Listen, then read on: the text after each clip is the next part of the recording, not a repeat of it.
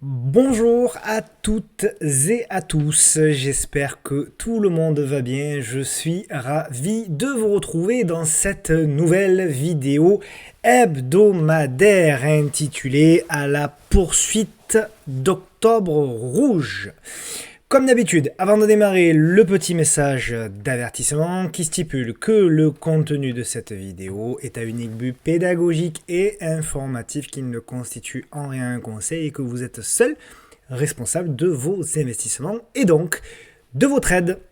Pour me suivre sur Twitter, Tino-Trading, le groupe Facebook du podcast de la bourse et bien sûr la chaîne YouTube sur laquelle vous êtes, où vous pouvez activer la clochette afin de recevoir une notification à chaque fois qu'une nouvelle vidéo est publiée. Pour celles et ceux qui veulent aller un petit peu plus loin en matière d'accompagnement, vous avez tout sur le site pepitortrade.com.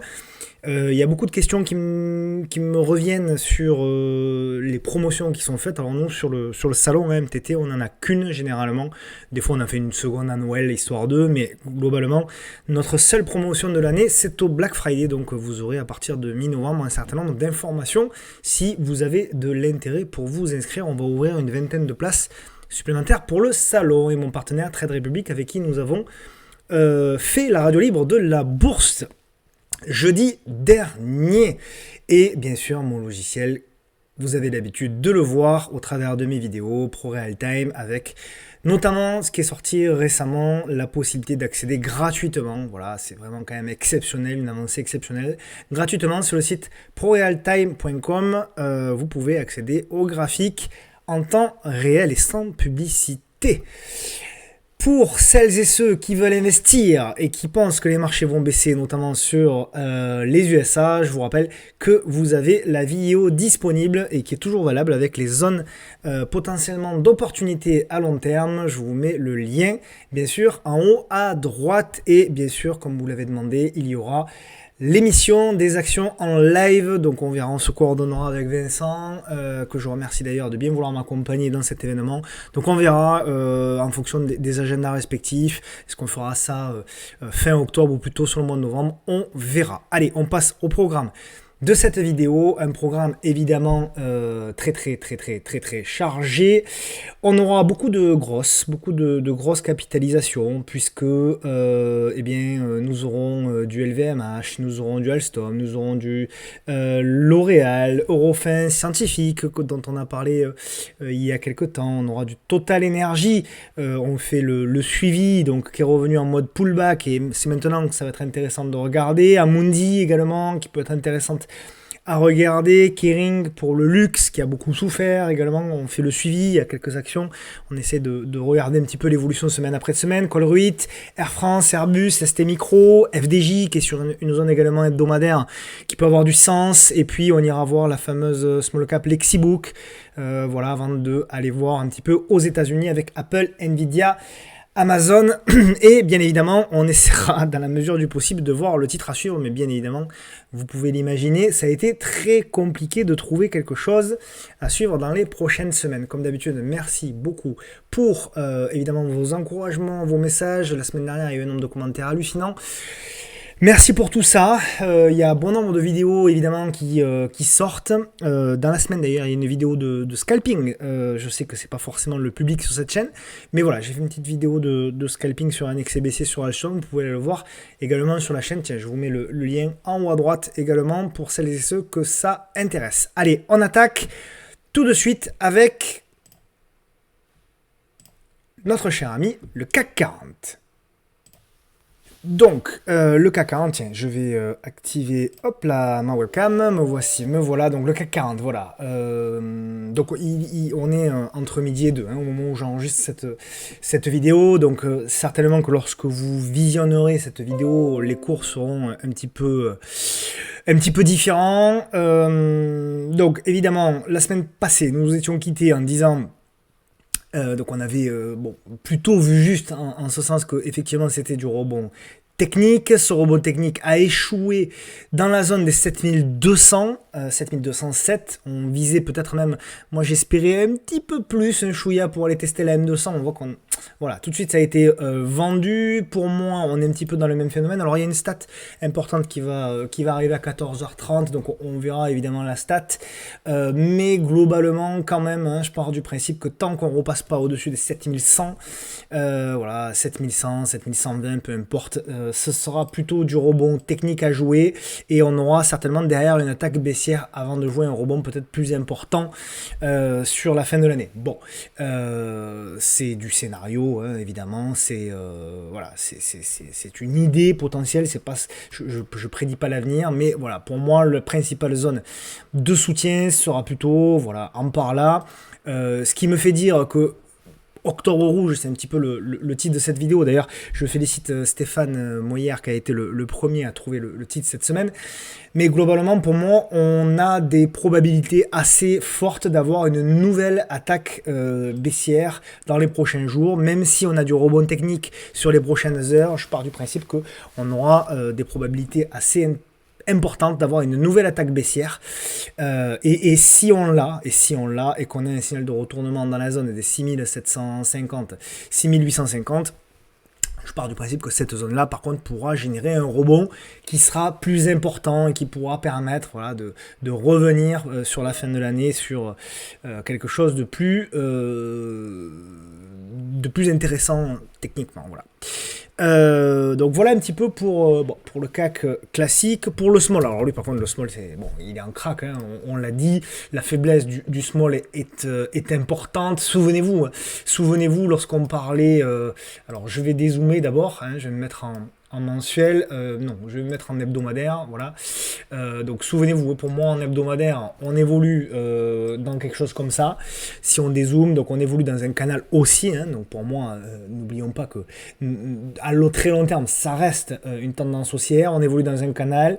Le haut de canal ici en 2007, en 2017 et en 2021 ont été plutôt effectivement des zones de vente. Et en revanche, les bas de canal en 2008, 2011, 2012, 2020 sont plutôt des zones d'achat. Donc, on arrive petit à petit sur ce compartiment small cap, en effet, hein, sur des zones qui commencent à être véritablement intéressantes pour investir. Alors attention, je dis pas qu'il va falloir faire all-in, je dis pas tout ça, mais en tout cas, et moi je reste sur le raisonnement que je vous ai proposé il y a déjà plusieurs mois, même en début de semaine, en début de mois, en début d'année, bref. Pour moi, toute cette zone sous les 10 000 points sera une zone d'opportunité à long terme.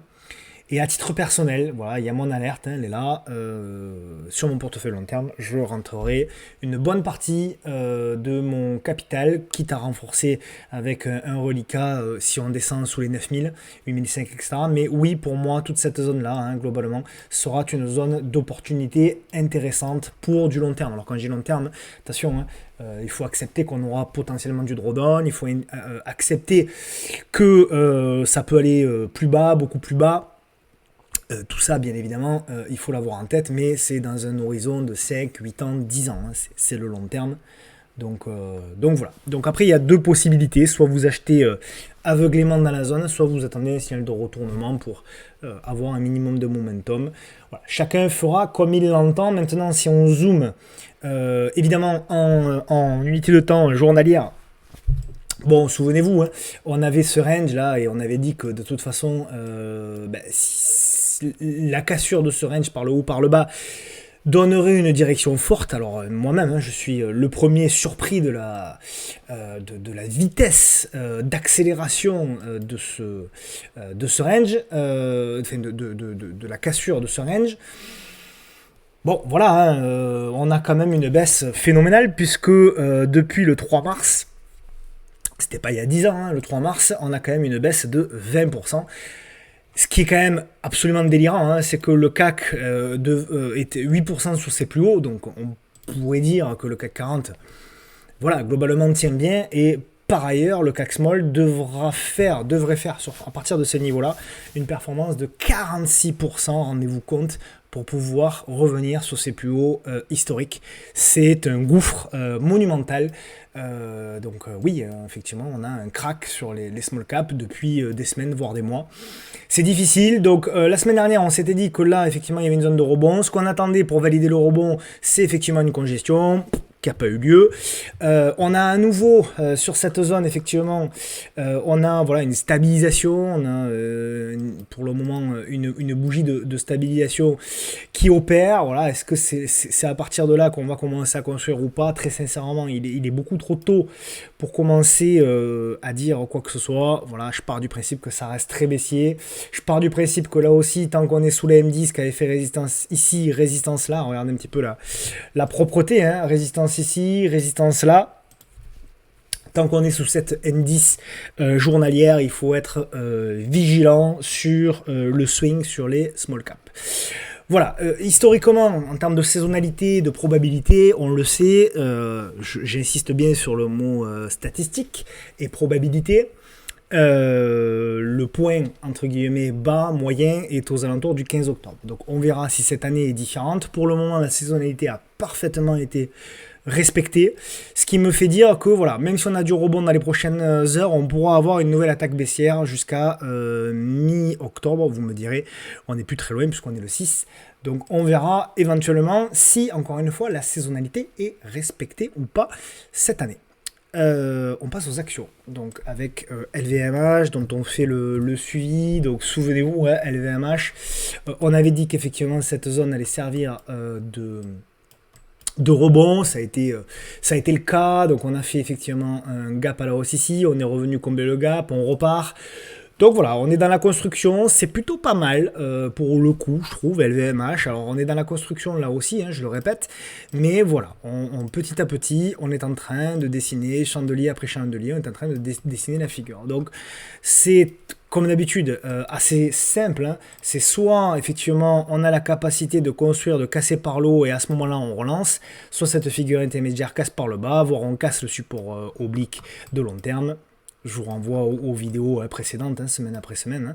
Hein. Et donc à ce moment-là, si effectivement ce support oblique de long terme casse, hein, là il faudra être beaucoup plus vigilant parce que ça ira très certainement beaucoup plus bas. On n'en est pas là, c'est pas le scénario principal. Tant qu'on tient ce support oblique, pour moi, la capacité et les probabilités que LVMH rebondisse sont supérieures. C'est la raison pour laquelle je vous indiquais que le support des 690, je crois que j'avais donné 690 points, on a fait le plus bas à 692, tiennent pour moi, tant que voilà, tout ça tient. On peut estimer que pour le moment, là on casse encore une fois la M10, donc on a un signal court terme. Même si, voilà, à moyen terme, on reste sur du rebond, mais on le voit bien, en hebdo, c'est peut-être davantage clair. D'ailleurs, on est sur une grosse zone, hein, qui avait fait résistance ici, résistance ici, résistance ici, résistance cassée, puis support là. Donc on est vraiment, véritablement, dans un moment très très important sur le titre LVMH, qui publiera d'ailleurs, hein, je crois que c'est la semaine prochaine. Certains lui promettent, comme tout le temps, des résultats difficiles. On verra, en tout cas les dirigeants continuent d'acheter, hein, donc ils ont quand même confiance au business. Moi aussi, même si probablement que la macroéconomie à un moment donné viendra avoir un impact, y compris sur les belles valeurs comme LVMH. Bon, on verra, on n'en est pas là, on observera de toute manière, on n'est pas là pour faire des prédictions, on est là pour observer et suivre les graphes. Donc encore une fois, toujours la même chose, si LVMH casse par le haut, à ce moment-là, on reprendra éventuellement des positions swing, parce que ça voudra dire que le CAC va mieux, et qu'on aura probablement un dernier trimestre avec du rebond un petit peu plus intéressant à jouer. Alstom, alors Alstom c'est l'actualité, hein, donc toutes les semaines on a droit à une big capitalisation qui se fait défoncer. En l'occurrence, cette semaine ça a été Alstom, donc Alstom, on va essayer de zoomer.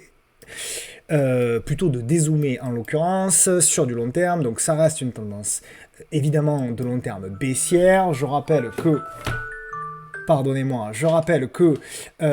évidemment voilà, on est grosso modo sur un range qu'on avait, on va dire, entre les 6,80 € et les 46 €, voilà, hein, qu'on pourrait matérialiser comme ça. Voilà, ici, grosso modo, donc on est plutôt pas encore au bas de ce range. Il y a eu effectivement cette bad news. On casse un support clé, hein, qui était le support, grosso modo, des 15 €, on va dire. Qu'est-ce que je peux vous dire? Que la news est vraiment pas belle, déjà. Même si je vais éviter de la commenter parce qu'à chaque fois c'est soumis à interprétation et voilà, mais pour moi la news est quand même pas très belle. Pour moi, donc vous voyez hein, ce support là qui était ici, voilà.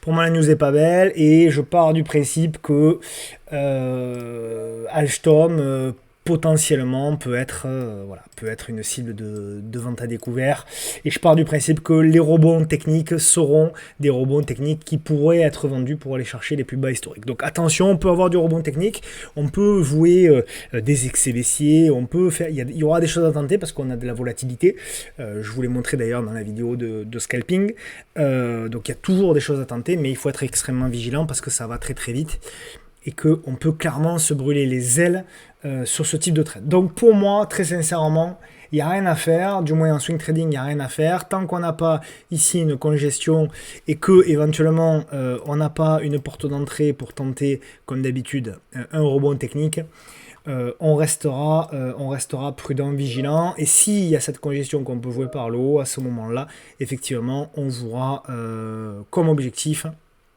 la zone des 16 €, donc ça peut être un rebond intéressant, hein, il y a 10-15% à prendre, mais voilà, c'est réservé vraiment aux traders très très agressifs. Donc voilà, on va pas passer plus de temps que ça sur Alstom. C'est un dossier évidemment, alors sur la même chose, hein, quand il y a une grosse valeur très connue comme ça, qui se fait défoncer, tout le monde s'accapare et se fait spécialiste du sujet. Ça a été le cas pour Téléperformance, ça a été le cas pour ADN, ça a été évidemment... toutes celles et ceux qui voient le titre perdre de 40% disent que c'était prévisible. Bon, pourquoi pas, mais voilà, mais c'est toujours des sujets délicats et épineux. J'ai pas trop envie de rentrer dans le débat d'Alstom, déjà parce que fondamentalement je le maîtrise pas particulièrement, et puis voilà, ça reste de la discussion de comptoir. Et bon, j'adore les discussions de comptoir, mais là en l'occurrence pour moi ça n'a pas forcément d'intérêt. J'ai vu que certains m'ont écrit en commentaire comme quoi ben, malheureusement ils avaient subi une perte relativement importante. J'en suis très sincèrement désolé pour eux. Voilà, mon conseil, entre guillemets, je donne pas de conseil, mais vous le savez, voilà, l'orientation plutôt, c'est qu'effectivement, s'il y a un rebond technique dans la zone des 15 €, 16 €, peut-être que ça peut être une opportunité d'allègement, parce qu'il me semble quand même, mais voilà, là encore, c'est mon avis, et inutile de le commenter, mais il me semble quand même que la news est quand même pas terrible. Voilà, donc tout rebond technique joué par les spéculateurs pourra être un rebond technique pour les investisseurs pour pouvoir potentiellement alléger, voire solder une position. Ça fait partie malheureusement du jeu hein, lorsqu'on est investisseur. C'est pour ça qu'il faut avoir également un bon money management et bien répartir, bien se diversifier. C'est que malheureusement, parfois, même si on croit on croit qu'un dossier est de qualité, parfois on a une mauvaise news qui intervient. Voilà, grosso modo pour Alstom, pas grand chose de plus à se dire. L'Oréal. L'Oréal. Alors, il y avait un débat d'ailleurs sur le fondamental de L'Oréal. L'Oréal, je vais essayer de vous montrer un petit peu. Hop là. Voilà, hein, L'Oréal. Donc L'Oréal, évidemment, c'est une société magnifique, hein, je ne vous la présente pas. À savoir que, oui, effectivement, c'est une société qui est profitable, c'est une valeur de croissance, etc. Par contre, attention, on est quand même, voilà, en termes de valorisation, L'Oréal, on est quand même sur des PER extrêmement élevés, et dans une période où les flux sont un peu moins importants, eh bien, effectivement, ça peut être également une action qui pourrait corriger. Pour autant, Pour autant, la figure de consolidation de congestion est plutôt pas mal, je dois dire. Voilà, donc ça peut durer, elle peut durer encore un petit moment, mais petit à petit, chandelier par chandelier, on le voit qu'on a une action qui est en train de construire. Mais là aussi, ça peut durer un moment, d'accord? Ça peut durer un moment, même si on a du rebond technique, c'est une figure qui peut être un petit peu plus lointaine. Et cette figure-là, la sortie de cette figure-là, soit effectivement cassera par le haut et on aura une accélération, soit cassera par le bas et on aura un repli. En l'occurrence, si on a un repli, c'est là où ça, potentiellement, moi à titre perso, ça peut être intéressant, et je pense que évidemment les investisseurs ça peut être intéressant. Si on a un repli, alors je crois que c'est plutôt en hebdo, voilà, en hebdo on peut le voir un petit peu plus. Si on a un repli, moi ce serait plutôt effectivement à proximité de ce support oblique qui avait fait donc support ici en 2011, support ici en 2014, support ici en 2018, support ici en 2020. À proximité de ce support oblique, qu'on pourrait avoir effectivement une opportunité un petit peu plus intéressante, et surtout un petit peu plus intéressante sur le moyen long terme. Alors, j'entends déjà celles et ceux qui vont me dire oui mais Tino t'es gentil, à 400 €, elle reviendra jamais sur les 300. Croyez-moi, à 400 €, elle est revenue ici sur les 300, elle l'a déjà fait. Des baisses spectaculaires de moins 30% comme ici, de moins 30% comme là, etc., etc. Ou même ici, vous voyez, là on avait une baisse de 50%. Donc ça arrive dans la vie d'un titre, y compris dans un titre très intéressant fondamentalement. Une baisse sur des valeurs de qualité de 20, 30, 40, 50, 60%, ça arrive et ça ne remet pas pour autant, la preuve en est sur L'Oréal, ça ne remet pas pour autant la tendance de fond qui reste haussière. D'accord? Donc, pour un investisseur, est-ce que c'est une opportunité d'investir sur L'Oréal maintenant, pour les 10 ans à venir? Très sincèrement, moi, et ça n'engage que moi, je ne pense pas. Je pense que une opportunité, je dis pas que ça va pas monter, attention, ne me faites pas dire ce que j'ai pas dit, parce que là aussi tout est repris, interprété et grossi. J'ai pas dit que L'Oréal n'allait pas continuer à monter, je dis simplement que en l'occurrence payer L'Oréal ici sur ces niveaux-là à 394 €, pour moi ne constitue pas une opportunité forte de moyen long terme. Voilà. En revanche, si on revenait plus vers les 300, voire les 280, 85, ah là oui, en effet, peut-être que on serait plus sur une opportunité moyen long terme. Ça, c'est pour l'investisseur. Le trader, lui, il est dans la figure, dans l'observation de la figure chartiste. D'accord? Ça, c'est pour le trader moyen terme. Le trader très court terme, lui, il va observer en effet la congestion qui est ici. Donc il y a une petite congestion sur le bas de biseau. Donc lui, éventuellement, il va trader la cassure ici de la congestion, allez, admettons au-dessus des 395 €. Il va mettre potentiellement un stop ici sous les 384 et quelques. Donc voilà, ça ferait un stop raisonnable, puisque ça ferait un stop à 2,53%. Et il visera en objectif, premier objectif ici la zone des 410, deuxième objectif la zone des 424. Voilà.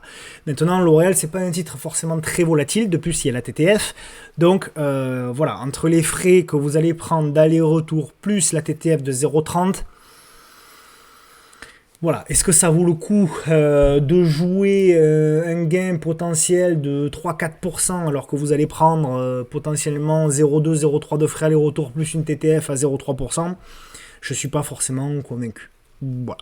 Mais encore une fois, ce n'est que mon avis. Refin scientifique. Alors, au refin scientifique, donc on est toujours dans le biseau. Souvenez-vous, je vous renvoie sur la vidéo de la semaine dernière. Je ne vais pas forcément y revenir. Je vous renvoie sur la vidéo donc de vendredi dernier. Donc je vous rappelle que on est pour moi dans une zone clé.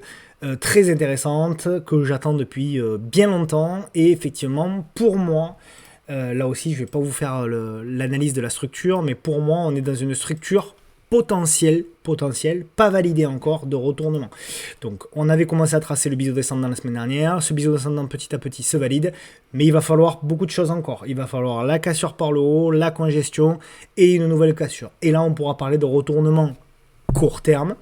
Et à partir du moment où potentiellement on dépassera et qu'on aura un retournement de la moyenne mobile ici à 200 jours qui a fait résistance ici, résistance là, effectivement on pourra parler, et de construction dessus, on pourra parler de retournement moyen long terme. Donc là, Pour moi, on est au tout début, voilà, on est au tout début, on n'a même pas cassé encore la M10 journalière, on est au tout début potentiellement de quelque chose, d'accord?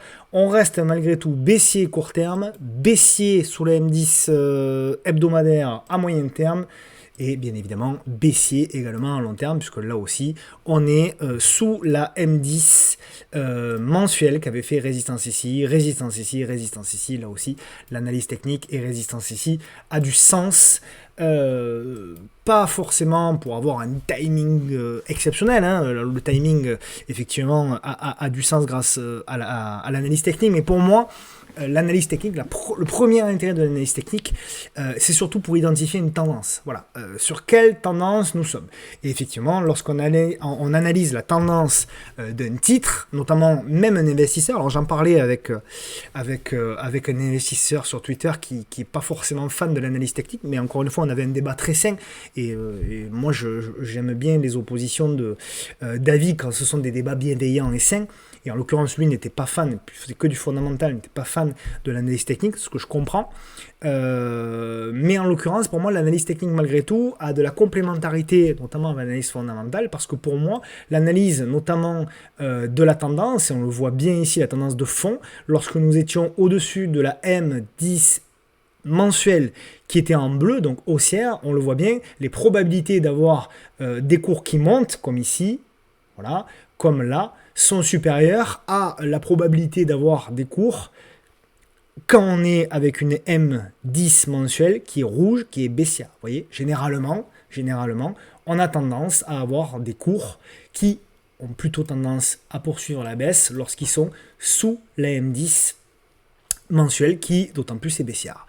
Donc pour moi, quelqu'un qui est intéressé, c'est pour ça que ça a de l'intérêt pour moi de mêler le fondamental à l'analyse technique, parce que pour moi, quelqu'un qui ne fait que du fondamental et qui est potentiellement intéressé par Eurofin Scientifique, ben, il va effectivement pas avoir le timing, mais en revanche, il va se dire peut-être, bon, ben, je vais attendre paisiblement que potentiellement on commence à avoir une installation des cours au-dessus de cette M10 mensuelle, et à ce moment-là, effectivement, à partir du moment où on aura une M10 mensuelle qui viendra ici et qu'on aura des cours qui arriveront à passer au-dessus, donc à ce moment-là, je prendrai une position parce que je partirai du principe que j'accompagne le flux de moyen terme. Voilà, j'espère que j'ai été assez clair. Je sais qu'il y a de plus en plus de gens qui font du fondamental, qui s'intéressent également à l'analyse technique, au vu des messages que je reçois. Et encore une fois, moi, c'est pas parce que ma spécialité, entre guillemets, c'est l'analyse technique, que je trouve que l'analyse fondamentale n'est pas intéressante. Pour moi, ça a du sens. Et ça a d'autant plus de sens qu'il faut, pour moi, mêler les deux. D'accord ? Danone. Donc le titre Danone, alors le titre Danone c'est toujours la même chose, lui aussi on va le regarder d'abord en mensuel. Pour moi, le titre Danone, là aussi, n'est pas forcément sur une zone d'opportunité forte. Alors, souvenez-vous, on avait proposé un swing à l'époque, hein, c'était du swing, hein, à la cassure. Ici, pour celles et ceux qui s'en souviennent, à la cassure des 51,30, derrière, il y a une grosse accélération, donc de plus de 20%, ce qui est énorme pour Danone. On a vu un super timing, mais voilà, on le voit derrière, vous voyez, c'était du trading, puisque derrière, effectivement, d'ailleurs, on a le retournement de la indice ici, à partir de là, pouf, on a des cours qui sont revenus en arrière et qui ont pratiquement tout reperdu. Et d'ailleurs, ils sont revenus pas n'importe où, ils sont revenus pile poil sur cette fameuse zone de cassure. Donc zone de cassure à proximité des 51 €. Tant que ça tient, ça va. Pour du trading, évidemment, on peut commencer à tracer tout doucement. Voilà, on peut commencer à tracer des petites figures, voilà, ici, en biseau descendant, en mode biseau descendant, tac, tac, tac. On sort par la figure par le haut, très bien, on sort par la figure. Donc si on arrive, hop, je vais nettoyer un petit peu mon graphe, ici, voilà, pour que ce soit un petit peu plus clair pour tout le monde. Donc là, c'est la même chose. Pour du trading, on sort par la figure par le haut, on congestionne, on joue la hausse. On sort par la figure par le bas, on joue premier retour sur l'ancien niveau de support oblique, qui est ici. Et si ce support oblique ne tient pas, alors là, on ira voir les zones beaucoup plus basses de long terme, notamment la zone des 28,32 et la zone des 13,17. Voilà, il faudra beaucoup d'éléments pour aller beaucoup plus bas. On n'y est pas encore, évidemment, mais voilà, toujours avoir tous les scénarios en tête. Impossible de savoir ce qui va se passer. Par contre, ce qui est possible de faire, c'est de tracer les zones et de se dire, bon, ben, si on y arrive, ça peut être des opportunités et ça peut être des zones à surveiller lorsqu'on est potentiellement investisseur. Total Energy, TTE, donc Total Energy, effectivement, on a eu la cassure, toujours, rappelez-vous, toujours ce que je vous dis, cassure des plus hauts, c'est là qu'il faut faire attention. On a souvent une explosion, mais derrière, on a souvent le pullback, d'accord? Ce qu'on avait dit, c'est qu'on avait le potentiel haussier du pullback. Si on avait effectivement un retour dans la zone, c'est une zone large, entre les 59, 60, 61, ça pourrait être intéressant d'observer la congestion. Donc on a le retour sur le pullback, donc j'élargis même un petit peu la zone. Donc maintenant, ce qui va nous intéresser, pour celles et ceux qui veulent acheter du total et qui veulent la swinger, c'est d'observer. Donc on a effectivement le retracement, le pétrole aussi a un petit peu chuté. Bon, il était un petit peu monté un petit peu vite, un petit peu fort. Donc ce qui va nous intéresser ici, c'est la mise en place, toujours la même chose, zone clé, mise en place de la congestion. Si on a la congestion, cassure par le haut, magnifique. Et là, on ira retrouver les objectifs. Hop là, pardonnez-moi.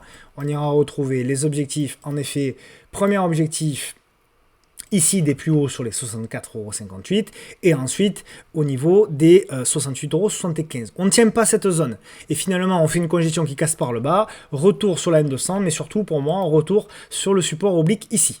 D'accord? On partira du principe que c'est une fausse cassure et que derrière, certainement que le pétrole d'ici là aura chuté plus que ça et voilà. Et Total certainement en souffrira. Voilà. Mais c'est pas mon scénario privilégié, hein. On reste dans une tendance haussière.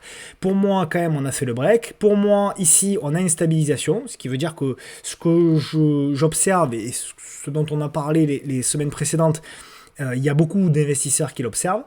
Et donc, en effet, ici, on a un consensus de prix qui se fait sur Total entre les 59 et les 60,50 €. Consensus de prix casse par le haut, on prend position pour aller chercher les 64, puis éventuellement les 68. Consensus de prix casse par le bas, on laisse tomber et on passe la main sur le titre Total Energy. Amundi. Alors, donc Amundi, c'est une action également potentiellement intéressante qui construit. Alors voilà, un secteur évidemment financier également. Ce qui est intéressant, c'est qu'on est sur une zone clé, zone de support oblique ici. Donc elle n'est pas hyper propre sur le support oblique. En revanche, elle est assez propre sur, la figure. On le voit avec une espèce de biseau. Là aussi, ça peut prendre du temps. On a également, hop, cette espèce de biseau ici, là. Donc on le voit. Pour le moment, ça construit plutôt pas mal. Mais là aussi, on n'a pas le signal. Donc, belle construction sur une zone de support clé. Il faudra casser par le haut, congestionner pour relancer. Et à ce moment-là, on aura une figure qui ressemblera potentiellement à ça. Voilà, j'ai pas grand-chose de plus à dire. C'est pas une action facile à trader. Vous voyez, elle est assez erratique. Elle fait des hauts, des bas, des hauts, des bas, des hauts, des bas.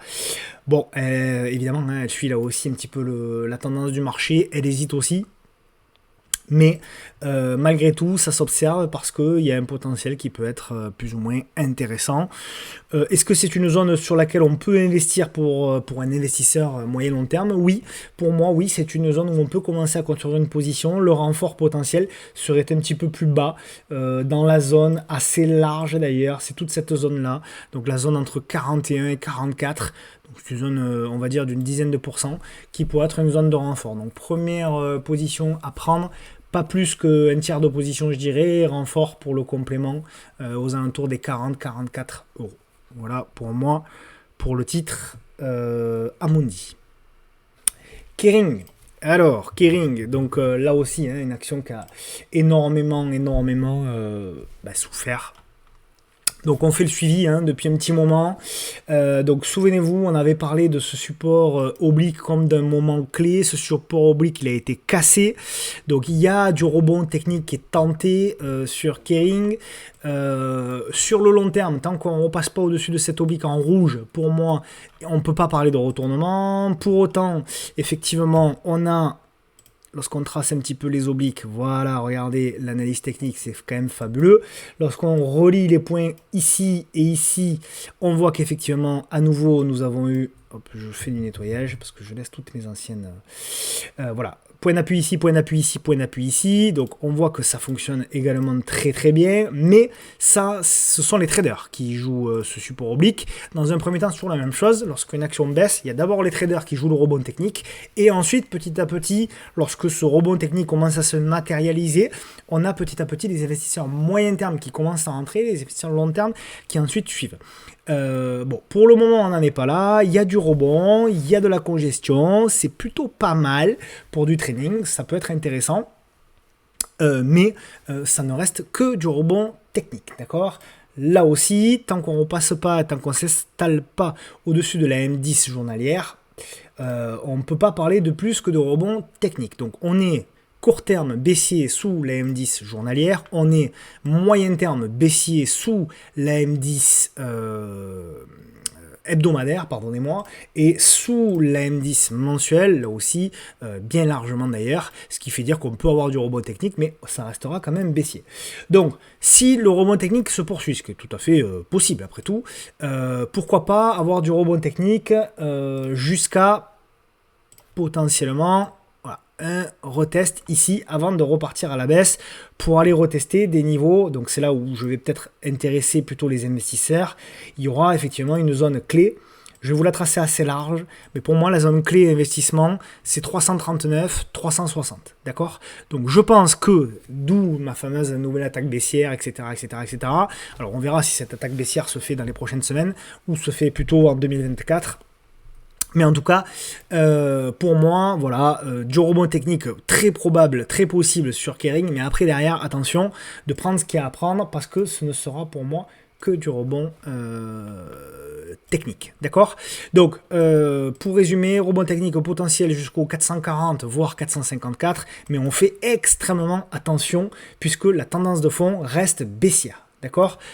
Pour les traders, uniquement pour moi, hein, pour les traders, tant qu'on ne construit pas, tant qu'on ne fait pas quelque chose comme rebond technique, toujours pareil, une belle congestion, et à ce moment-là, voilà, et là on pourra parler de retournement. Mais tant qu'on n'a pas ça, à ce stade-là, au moment où je vous parle, c'est beaucoup trop tôt pour parler de retournement.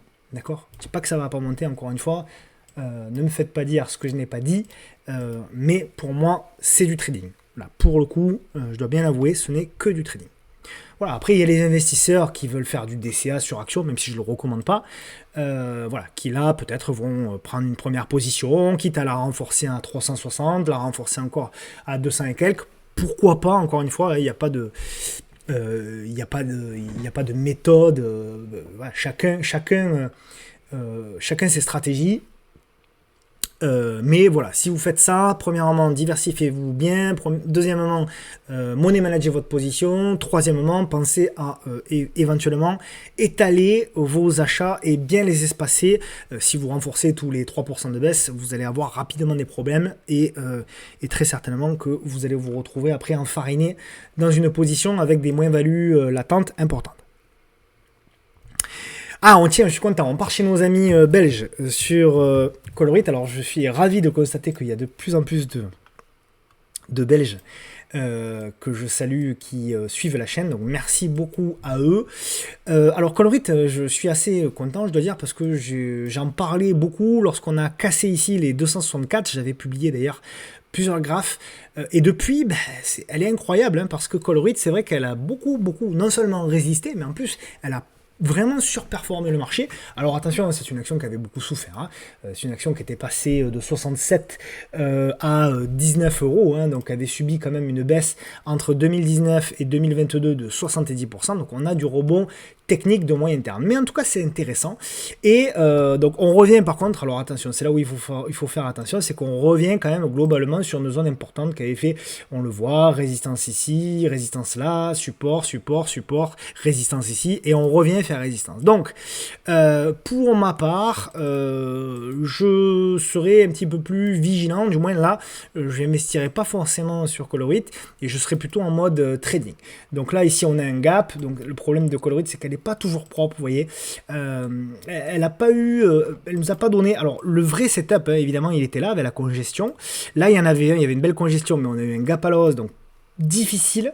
Là, on a eu une congestion, mais on a eu un gap à la hausse difficile. Donc, vous voyez, très difficile de rentrer sur ce call rate, à part peut-être dans une unité de temps inférieure. Mais en swing, c'est ça qui est assez frustrant, c'est que malgré le rallye haussier qu'elle a fait à partir du déclenchement ici, elle a pris quand même 70%, et ben c'est assez paradoxal, c'est qu'il n'y a pas eu forcément beaucoup de points d'entrée pour moi. Hein. Pour moi, tel que le veut la méthode que j'applique et la méthode que je vous propose au travers de ces vidéos-là, c'est que pour moi, on n'a pas eu forcément voilà, la poussée, la petite congestion pour pouvoir rentrer proprement.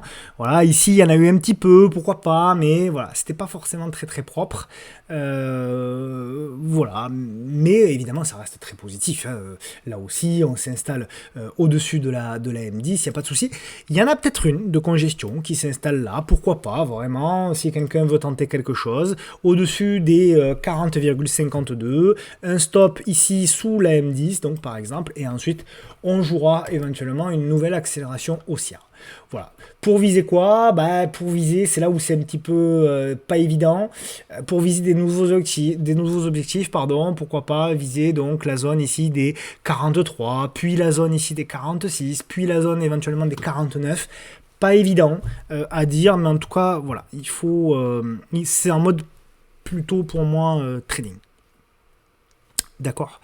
Donc voilà un petit peu pour call rate. Air France. Alors il y a quelqu'un qui m'a dit que c'était une pépite Air France. Alors attention, hein. Air France c'est pas une pépite du tout. Donc il peut y avoir du rebond technique, c'est une action spéculative. Hein. Elle est capable d'accélérer très vite, très fort, on le voit, hein, notamment ici, on a des accélérations de 50%, on a des accélérations de 30%. Donc pour du trading, effectivement, c'est une action qui peut être intéressante, mais ça reste du trading. Lorsque l'on regarde la vue mensuelle, attention, voilà, d'accord, on fait gaffe, ça reste une tendance baissière. D'accord? Donc, effectivement, je vais tracer. Voilà, effectivement, ici, on a, hop là, voilà, on peut avoir dans cette zone-là, voilà, on est sur une zone potentiellement intéressante, puisque vous voyez, c'est une zone de long terme, c'est un support oblique baissier. Donc, oui, en effet, on est sur une zone pour jouer du trading. Nous sommes d'accord, mais attention, investir sur du Air France, ça reste quand même pas moindre risque, on va dire. D'accord? Pour du trading, pourquoi pas?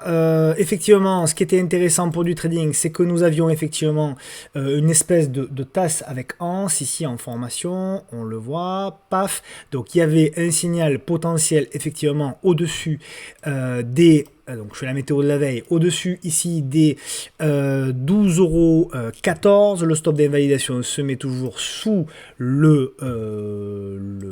la anse, hein. Donc vous aviez effectivement ici la tasse, la anse, donc le stop se met ici. Les objectifs à viser, pour moi, premier objectif à viser si vous êtes rentré, eh bien on peut viser, donc il y a un petit gap ici à aller fermer, voilà, c'est jouable. Voilà, le petit gap ici aux alentours des 13,45 €. Si ça passe, ce sera l'objectif de ralliement ici du support oblique. Pardon, de la résistance oblique qui est ici. D'accord? Hop, je vais l'affiner. Je ne l'avais pas bien forcément tracé. Voilà. Et de la MM200. Qui avait fait support ici, support là, avant d'être cassé, pourquoi pas venir la retester. Donc premier objectif, 13,39 €, deuxième objectif, je pense que ce sera par là, aux alentours des 14,52 € et éventuellement la résistance oblique. Voilà, pas plus de choses à se dire, restez quand même vigilant, prudent sur le titre Air France pour un investissement moyen long terme. Airbus, alors, Airbus, donc je vais nettoyer mon graphe, par rapport à tout ça, ça c'était pour faire des exemples. Donc ça reste une tendance de fond haussière, on est au-dessus de la M200. Malgré tout, ce qui m'embête sur Air France, c'est la propreté et la cassure du support oblique. Donc vous voyez ici, il y avait un support oblique qu'on avait montré, support, il a été cassé et ici il a fait résistance. Donc on a fait le pullback, derrière il y a du rejet. Donc pour moi, c'est assez simple, tant qu'on reste sous la MM200, c'est plutôt de la vente qu'il faut chercher. Tant qu'on ne repasse pas au-dessus des 125, on reste plutôt négatif. Les plus agressifs d'entre vous vont tracer une oblique et se diront que tant qu'on ne passe pas au-dessus de l'oblique, ça reste plutôt négatif. Donc il est un peu tôt pour tracer les biseaux, on verra, on peut commencer à tracer des figures comme ça au cas où en hypothèse de travail, mais globalement ça restera délicat. Pour ça que là aussi, ça me fait penser qu'on pourrait avoir une nouvelle attaque baissière plus tard avant de jouer du rebond, et etc.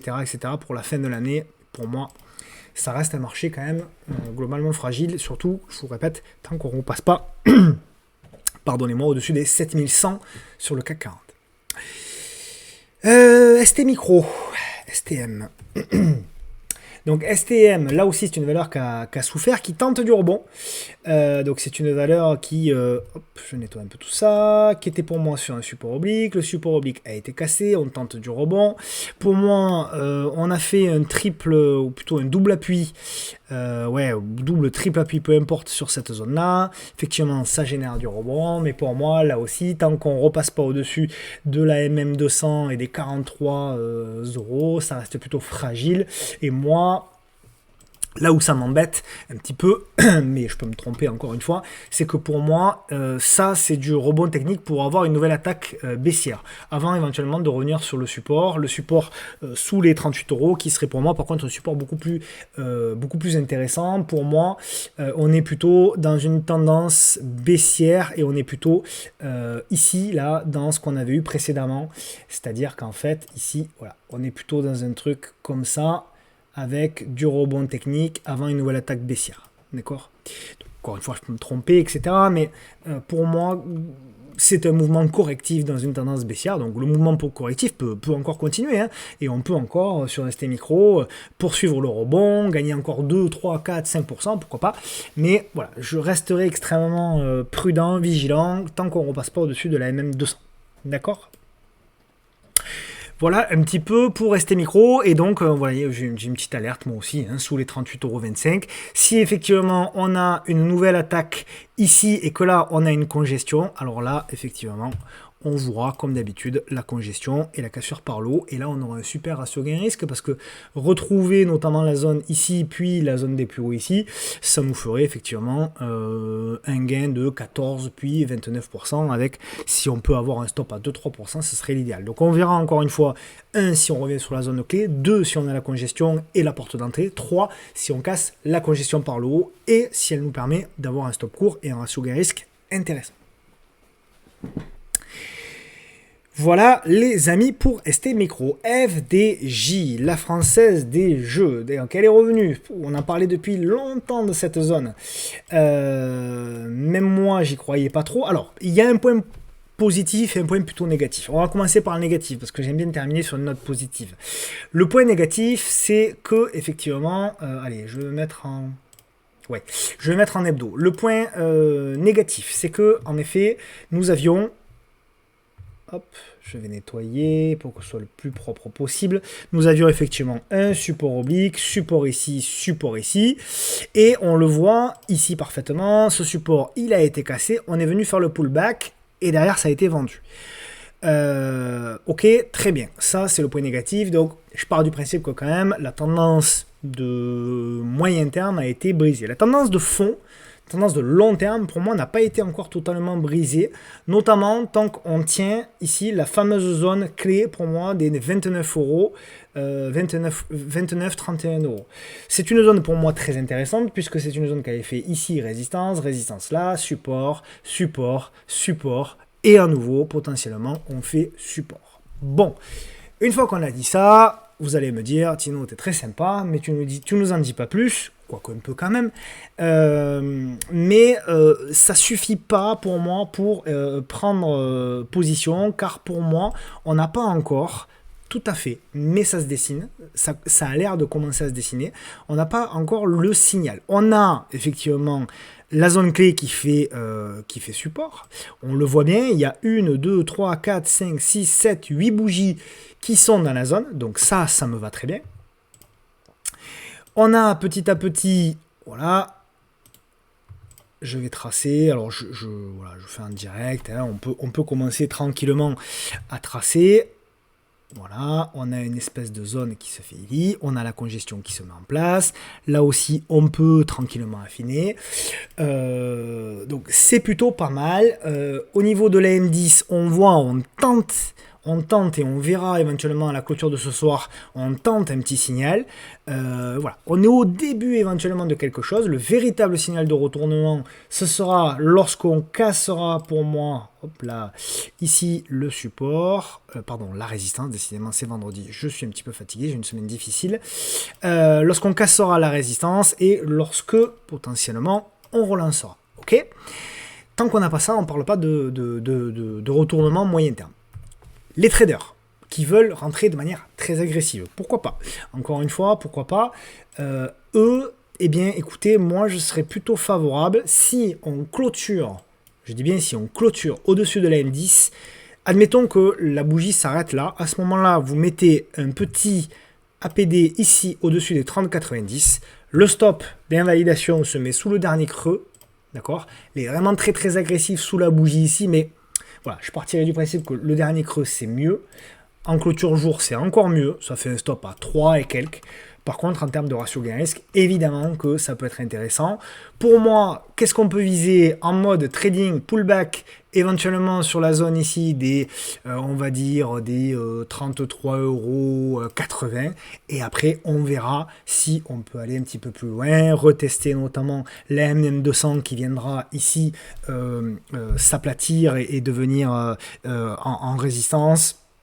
Voilà, on le voit, hein, qu'avait fait parfaitement support ici avant de relancer. Donc on verra désormais pour un retest afin qu'elle devienne résistance. Voilà pour moi, mais là aussi on a un mode trading et on a un mode anticipation. Rien n'empêche d'ailleurs comment dirais-je, d'abonder, hein, c'est-à-dire de dire, bah, allez, je vais avoir une première position agressive en me disant, bah, allez, je tente par exemple, admettons que je veuille mettre, je veux avoir une position de 10% de mon capital sur FDJ, et bah, allez, je tente une première position entre 3 et 5% ici agressive, et puis si effectivement bah, elle me donne raison et que en parlant j'ai une congestion, je reprendrai la cassure de la congestion plus haut, en abondant avec le complément de ma position. Et à ce moment-là, en effet, on jouera le deuxième mouvement.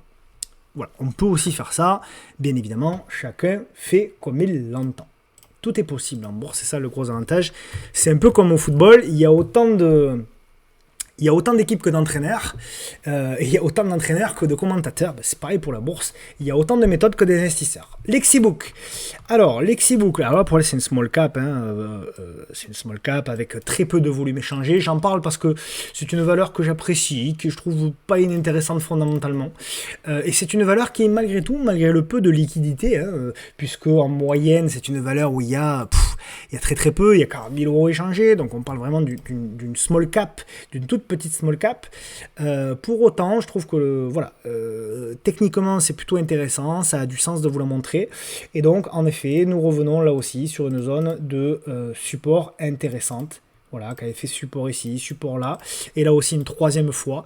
Donc quand je zoome, donc on a fait la mèche basse, mais là aussi toujours la même chose. Donc support clé éventuellement touché. Voilà, on a un inside bar, donc on verra éventuellement. Ce qui pourra être intéressant, c'est si on a une congestion un petit peu plus longue. Je vous la montre parce que comment dirais-je, l'objectif pédagogique a du sens, mais évidemment, c'est une action sur laquelle il faut faire extrêmement attention à la taille de position. Donc faites attention si vous êtes potentiellement intéressé par Lexibook. On part aux États-Unis avec Apple. Donc Apple, on fait le suivi depuis un petit moment et toujours la même chose. Pour moi, voilà, ça fait longtemps que, pour le moment, je bouge pas parce que ça fait longtemps qu'on a tracé ce biseau. Et voilà, on en parlait déjà sur la séance de début septembre, du vendredi 8 septembre, et effectivement, je vous avais dit, voilà, pour moi, on peut zigzaguer encore un moment, et je pense que, voilà, on peut avoir un rebond encore sur Apple pour aller chercher notamment la zone des 180 $, pourquoi pas pousser même jusqu'aux 182. mais qu'après, il va falloir un petit peu plus, il va falloir notamment casser ce support oblique par le haut avant de construire, etc. etc. On ne tient pas cette figure, on casse la figure par le bas, retour pour moi sur le support oblique et retour sur la zone des voilà, 150, 155. Mais on n'en est pas là encore. Vous voyez notamment sur la zone ici, il y a une belle zone de support. Voilà, voilà 155, 156 même. On n'en est pas là. Pour moi, on est toujours dans la construction. Donc il y a un setup pour les plus agressifs d'entre vous qui a été déclenché ici, notamment avec la cassure des 174 pour aller jouer le haut de l'oblique. Mais voilà, là aussi, on est en mode trading. Et pour moi, on n'est pas sur une opportunité d'investissement forte. Voilà, notez que Tim Cook a vendu beaucoup de... Enfin, beaucoup. Tout est relatif, hein, parce qu'il a tellement d'actions que voilà, mais il a vendu quand même pas mal d'actions ces derniers temps, et il n'y a pas que lui, je crois, au niveau d'Apple. Peut-être en commentaire, hein, n'hésitez pas à corriger ou à venir en complément sur ce que je dis. Bien évidemment, l'espace commentaire est très libre du moment où c'est respectueux, bienveillant. Moi, il n'y a aucun souci. Alors, il y en a qui font des pages entières de commentaires, pourquoi pas. Moi, c'est toujours très intéressant. Je lis tout, j'essaie de vous répondre à tous. Et c'est toujours très intéressant. Nvidia. Alors, Nvidia, on en avait parlé, souvenez-vous, lorsque nous étions effectivement aux 500 $. Je vous avais dit, faites attention. Normalement, il y aura la correction. Ben, on était là, d'ailleurs. Donc, il y a eu effectivement cette correction sur le bas de canal. Le bas de canal, ma foi, a été réintégré. Toute la question, désormais, est de savoir si c'est du pullback ou plus. Pour moi, on suit, évidemment, les signaux. Hein. Sur Nvidia, pour moi, le signal, il est assez clair. On a un double top ici, matérialisé au-dessus des 451,75 $, casse les 451,75 $, stop sous les 426, objectif, on va chercher les derniers plus hauts historiques à 498. Échec, et on casse par contre les 432 $, c'est le contraire, signal short, et à ce moment-là, on met le stop au-dessus des 468 et on va chercher en premier objectif ici les 403, puis le complément du gap et la MM200 aux alentours des 330, etc. Donc vous voyez, on peut avoir deux stratégies différentes en fonction du signal qui est déclenché. Donc achat au-dessus des 451,75, vente sous, en revanche, voilà, sous les 432,50. Voilà, pour moi, il y a deux plans possibles sur Nvidia. Et les deux plans, c'est pas toujours le cas, mais pour moi, les deux plans ont un ratio gain-risque intéressant, puisque si on achète ici avec un stop là, on aurait un stop à 6% pour aller chercher un premier TP à 10, donc on est bon. Et à contrario, si on casse ici les 432, on aurait un stop ici à 6% également, pour aller chercher par contre un ratio gain-risque plus intéressant, je dirais l'entrée de gap à minima 15%, et après on visera la MM200, etc. Donc voilà, pour moi, les deux plans sont valables, tout en sachant quand même que le plan short, évidemment, a un ratio gain-risque plus intéressant, mais évidemment, il est plus à contre-tendance, puisque la tendance de fond sur Nvidia reste haussière. On est au-dessus de la M10 journalière, on est au-dessus de la M10 tout juste hebdomadaire, donc là on peut y voir également un pullback, hein, tout dépend, voilà, vraiment ça confirme qu'on peut avoir les deux possibilités, et on est au-dessus bien évidemment de la M10 mensuelle. Donc voilà, c'est toujours très intéressant de montrer également que la bourse, comme certains qui critiquent l'analyse technique disent, ça peut monter et ça peut baisser. Oui, c'est la bourse, ça fait partie de la bourse. Les cours montent et descendent, c'est l'un ou l'autre. Par contre, ce qui est intéressant, et c'est que même si l'analyse technique ne prédit pas l'avenir, et Dieu sait que je n'ai jamais dit, je ne dirai jamais, ou alors enfermez-moi, que l'analyse technique peut prédire l'avenir, pardon. En revanche, ce que je peux affirmer, c'est que l'analyse technique permet de faire des plans, permet de déterminer des stops plus ou moins courts, des ratios gain-risque intéressants, et surtout de déterminer le money management que vous allez appliquer. C'est peut-être le principal point. C'est là où le fondamental, potentiellement, va avoir du mal à vous donner des points d'invalidation, parce que vous allez rentrer sur une entreprise en vous disant « c'est une belle entreprise », et potentiellement vous avez raison, mais à partir de quel moment vous estimez que ça ne l'est plus ? À partir du moment où elle va publier des mauvais chiffres, potentiellement. Mais à partir du moment où elle va publier des mauvais chiffres, l'action, croyez-moi, elle aura déjà baissé. Donc ce sera déjà trop tard. C'est là où, pour moi, encore une fois, j'en reviens à ce que je disais au début de la vidéo, l'analyse technique et l'analyse fondamentale, mêlées, peuvent avoir du sens. Et pour les titres américains, avant de passer au titre à suivre, je vais vous parler de un mastodonte éventuellement. Évidemment, c'est Amazon. Amazon qui est revenu donc sur une zone de résistance. Évidemment, là aussi, vous voyez l'analyse technique, le sens. Zone de résistance qui a été vendue. Alors, pour moi, Amazon, il y a une zone qui peut être intéressante. Pour moi, je verrais bien. C'est pour ça que là aussi, même si oui, on peut avoir du rebond technique, pour moi, c'est du rebond technique avant une nouvelle attaque. Mais pour moi, la zone clé, je peux me tromper, ça peut ne jamais arriver. Pour moi, la zone clé, elle est potentiellement ici. D'accord? Si on voit cette figure comme une potentielle épaule, tête et épaule inversée, c'est une zone ici qui avait fait résistance, décidément j'ai du mal ce vendredi, résistance ici, support là, résistance à nouveau ici, et pour moi, voilà, la zone clé globalement se situera, si on y revient, aux alentours des 100, en plus une zone de prix évidemment clé, hein, 100 $, donc à proximité des 100 $, voilà, entre les 99 et les on va dire 105 $. Si effectivement on a des cours qui venaient après rebond à faire quelque chose comme ça, à revenir, si on a effectivement une congestion, à ce moment-là, ça peut être intéressant d'intervenir sur cette zone de clé-là. Ça peut mettre des semaines, ça peut mettre des mois. Vous voyez, si on se projette, alors c'est la science-fiction, hein, je vous l'accorde, si on se projette, ce serait et qu'on ait ce rythme-là, ce qui est à peu près le rythme de Amazon, ce serait une projection pour mars-avril 2024. Donc vous voyez, on est quand même sur un horizon de temps moyen terme. D'accord? Donc on verra, là aussi, hein, pour du trading, elle peut repartir à la hausse, elle peut même revenir sur les 144, tout est possible. Je ne dis pas que ça va baisser, mais je dis que pour moi, on est peut-être au début, et d'ailleurs je pense que sur les marchés, globalement, on est au début encore de construction, vraiment moyen-long terme.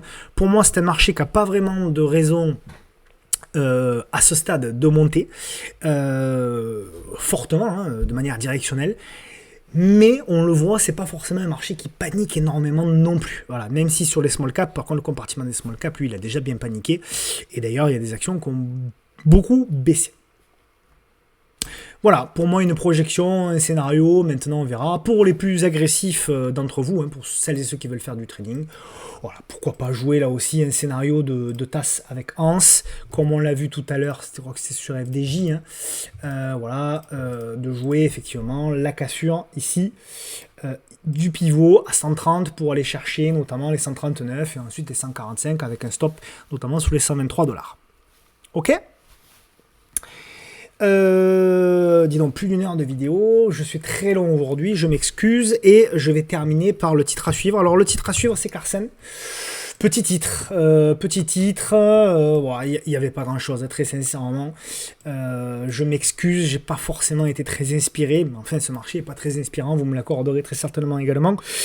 Mais dans ce marché, voilà, il y a des valeurs comme Colruyt qu'on a vu, et Clarkson aussi en fait partie, notamment sur les valeurs moins liquides, fait partie des valeurs, voilà, qui ont une tendance encore haussière. On est au-dessus de la M200, on est également au-dessus de la M10 avec une petite congestion. Donc on a la grande figure, on a cassé, on fait la figure de consolidation intermédiaire, la petite figure, on est au-dessus de la M10 hebdomadaire, on est au-dessus de la M10 mensuelle. Donc ma foi, dans ce marché bien pourri, c'est déjà pas si mal, d'avoir une action en tendance haussière.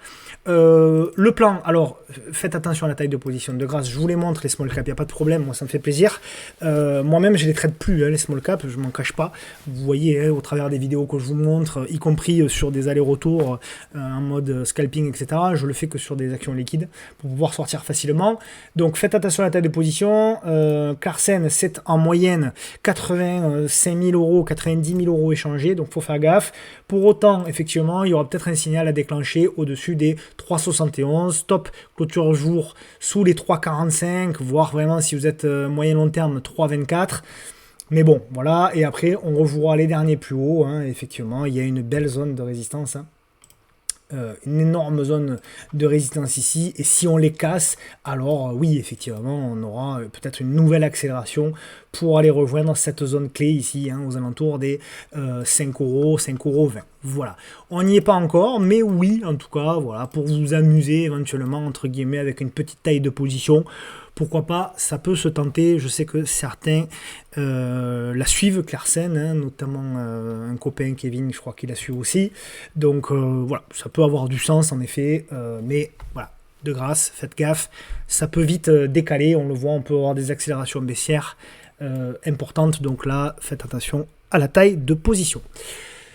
Voilà mes amis, j'ai été long mais il y avait beaucoup de choses à dire, j'espère avoir été clair parce que j'ai eu une semaine difficile, pas sur les marchés mais à titre personnel, mais je voulais absolument pas vous lâcher parce que je sais qu'il y a des gens qui, voilà, par vos messages, je sais qu'il y a des gens pardon, qui ont eu une semaine difficile et donc voilà, je sais que se référer à une vidéo où potentiellement je commente sans potentiellement avoir toujours raison, mais au moins ça peut vous permettre d'avoir des repères, vous permettre de vous rassurer, vous permettre d'avoir encore une fois poser des mots techniques sur une situation un petit peu plus globale. Je vous souhaite à toutes et à tous de passer un agréable week-end. Reposez-vous, moi c'est ce que je vais essayer de faire en tout cas. Reposez-vous, profitez évidemment de vos proches parce que nos proches malheureusement ne sont pas éternels. À bientôt.